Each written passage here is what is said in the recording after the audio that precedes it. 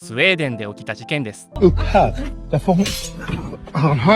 こちらはスウェーデンの現在の様子です。ご覧ください。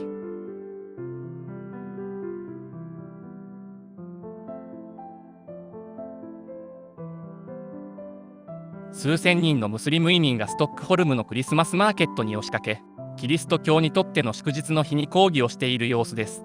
彼らの宗教にとってクリスマスは祝うものではないため、不快に感じるからとのこと。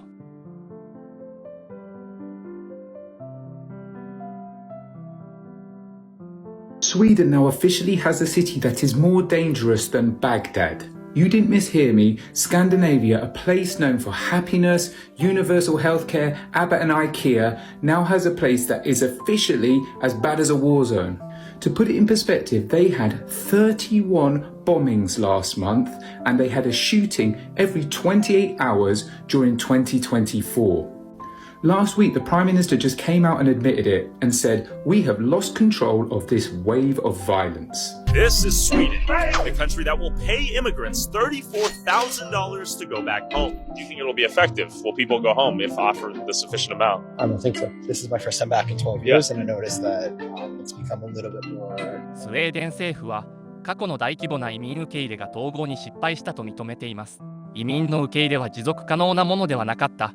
結果として、出自の異なる多くの人々の間で社会的排除や危険な状況が生まれたと、スウェーデン政府が声明を発表しています。The expectation was these Muslim migrants would leave their religion behind and become truly Swedish. Yeah, I imagine so. Today we have gangsterism in Sweden like interwar Chicago. We have as many bombings per capita as in Mexico. We have a big issue in Sweden with sexual assaults, and they are coming from first-generation migrants. We also have a big issue with gang criminals, which is completely unique to Sweden. We haven't had that before. We've had about 2 million immigrants come to Sweden. There is one important thing, and that is the changes we see in Swedish politics today. They are the biggest changes in Swedish politics for a century. Everyone is concerned about the criminality that's coming up through second and first-generation migrants. We cannot take in infinite of number of new people from a different culture, right? You have to have this integration, assimilation process. I'm quite optimistic for the future in Sweden, but it will take a long time. クロアチアを救ってください。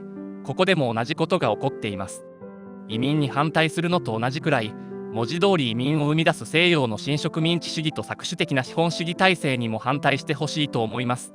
ほとんどの移民はホームシックになり、家族や友人が住み、文化的な親しみと親和性があり、疎外感を感じず帰属意識を持てる母国にとどまりたいと思っています。そして、もし母国が発展し安全であれば、すぐにでも母国に戻ると言います。It seems as though the crime wave is a result of immigrants or the children of immigrants.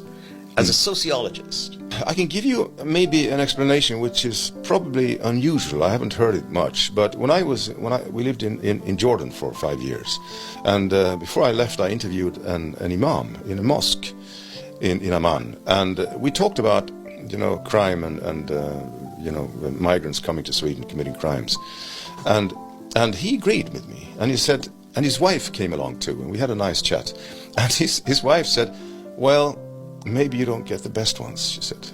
以前にも聞いたことがあります。オーストラリアでも同じです。私のレバノン出身の美容師はこう言いました。私の国では一つの独房に8人の囚人がいますが、ここは独房一つで、設備もすべて整っています。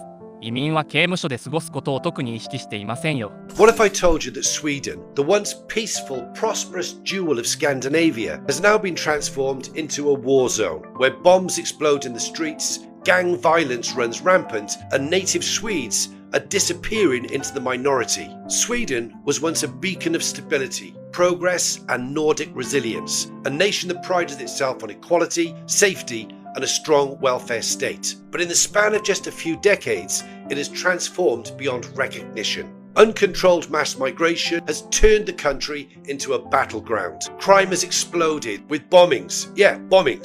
Gang warfare and lawless enclaves where Swedish law no longer holds sway. And the most shocking truth of all, ethnic Swedes are now a minority in their own cities, their own communities, in their own country. It began under the guise of compassion. The Swedish government, in its pursuit of open borders and limitless humanitarianism, welcomed hundreds of thousands of migrants, many from cultures with values utterly incompatible with Sweden's own.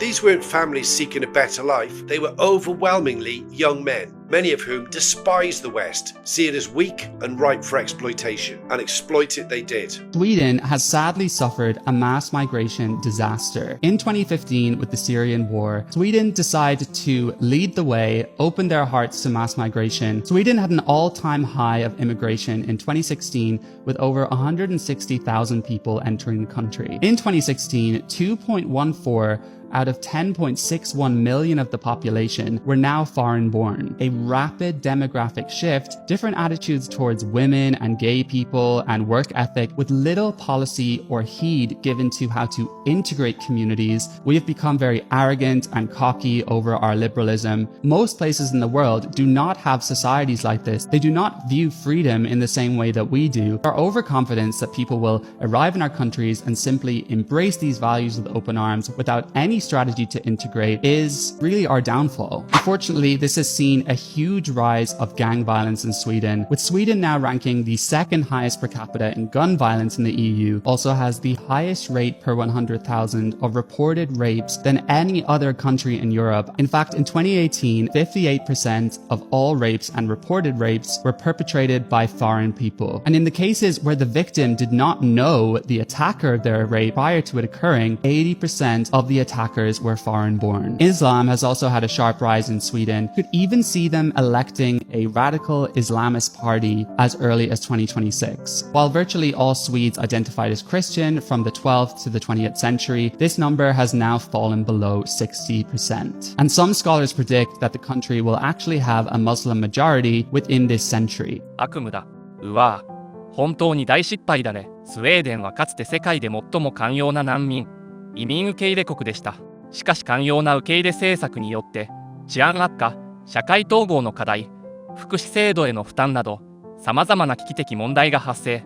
主に移民2世を中心とするギャング団が麻薬、武器密輸などに手を染め、銃犯罪が欧州最悪レベルに急増し、移民が集中する住宅団地ではスウェーデン社会との乖離が生まれ、孤立したコミュニティが形成されています。